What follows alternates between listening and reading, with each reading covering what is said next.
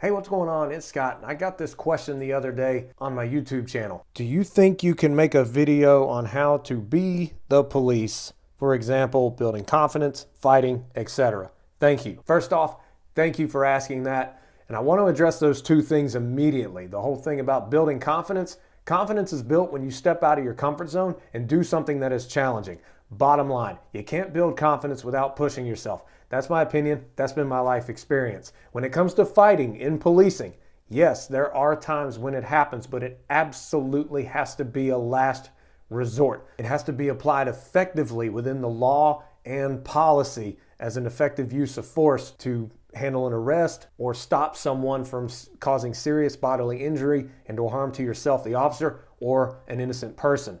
That's it. Those two things right there to address your immediate question. However, there's a lot more to policing, obviously, so I'm going to use what I learned over pretty much a span of almost 15 years to talk to you about how to be a good police officer and set yourself up for a good career. The first thing is you have to make a decision as to why to get into law enforcement, and it has to be a good decision. Ultimately, it has to be a decision and a reason that will help the public. If you're getting into it for praise, award, status, authority, forget that. Nope, don't get in. Just please save us all a headache and don't go in. But if you are applying for a good reason, then the hiring process is very lengthy. It can be very taxing at times, filling out that very lengthy application, personal history, professional history, residential history, all these different things. It can take a lot of time, and it's really going to actually make you assess whether or not you want to get into it. I'm sure there have been people to say, forget it, I'm not doing it. And you know what? If they didn't want to go through that, they probably didn't need to be in their career anyway. Okay, back on track. Then once the hiring process is complete through the interviews and the applications, you go to the academy. Now this is where the real learning begins, obviously. However, unfortunately, there's been veteran officers who train younger officers and say the phrase that can damage so many people: forget what you learned in the academy. I could not disagree with this anymore if I tried. The academy will be pretty much broken up into classroom setting, practicals, which is on-hands learning, scenario-based learning, stuff like that, and then physical fitness. You have to be physically fit. Bottom line. So get in shape before the academy puts the training regimen in, and then it is up to the individual officer to remain in shape for the rest of their career. It is expected. A lot of them don't do it, unfortunately, but it is expected, and the public deserves you to be in shape as well as you deserve to be in shape for good health, which can also help your mind as well. All right, I digress. The thing is, take everything in the academy very seriously. Take good notes, and if someone says you may want to remember this, by gosh, write it down and study it. There's a reason why they're saying that. And also, you'll take in the end a state test, or at least I took a state test at the end, and I pretty much studied all the training objectives through all the blocks cumulatively throughout the rookie school. I didn't wait till the very end to go through all the blocks we had gone through to study those training objectives. No, review on the weekends or on days off the training objectives from previous lessons. I'm telling you, it can pay off. So you go through the academy, and the next phase is to get hired, if you're not, by a police department. Or if you already are hired, then you will be immediately assigned a training officer. And hopefully they're a darn good training officer. This is the time when you are supposed to learn as much as possible. And you are to do as much as possible. When I was a training officer, I told my rookies, we are going to do a lot. You're going to leave mentally exhausted by the end of shift because we are going to do so much, because that is the only way you learn. You can talk about scenarios all day. Training officer can teach you the process of handling the arrest of a larceny suspect or responding to a domestic dispute or how to enter evidence. You can talk about it all day long, but if you don't do it, you're not going to learn it effectively. I mentioned in the beginning the whole building confidence thing. As a rookie, you have to pretty much self-initiate. If your training officer is not putting you on those calls, then you need to self-initiate and go back up that veteran officer who's investigating a fraud in progress at the local pharmacy.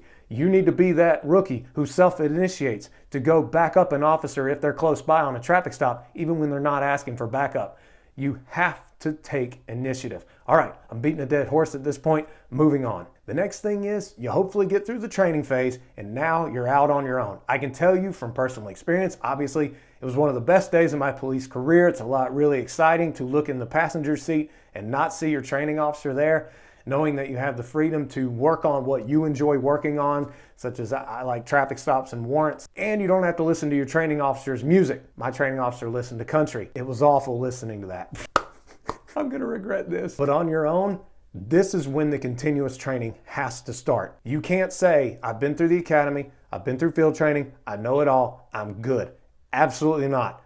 It is up to you to stay active, but also seek in-service training through local community colleges, any kind of center where they offer police training. You've got to go, because there is a very real statement out there that those officers who do not seek continuous learning and continuous training are called liabilities. Everything from legal all the way to tactical firearms techniques is a perishable skill. You have to stay sharp and put forth the work. You can't rely on your PD to provide every little bit of training for you.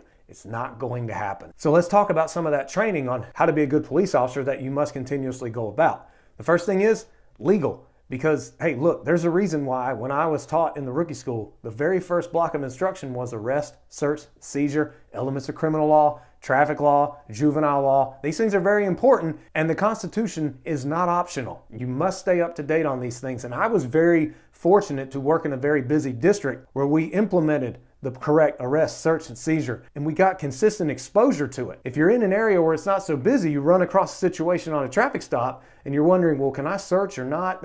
That's not good. Yeah, there might be a supervisor a phone call away to guide you in that, but you need to have a lot of this firsthand knowledge. The next kind of training I recommend is tactical training, traffic stops, firearms, defensive tactics training. Thing is, you cannot rely on your police department to provide you with enough defensive tactics trainings. If you have followed my channel for a while, you know that I am really enraged that police officers do not get enough defensive tactics trainings. I believe that a lot of controversial use of force incidents could have been prevented had the officer had the confidence because of their skills and abilities in defensive tactics. I'm a lot less likely to use force because I know how to apply force through Krav Maga, Brazilian Jiu-Jitsu, effectively and safely to protect myself as well as the person I'm trying to gain control of and place under arrest. I'm saying it like I'm still in law enforcement. My apologies. The next thing is communication training. I would highly recommend that. Something like verbal judo, nonviolent communication.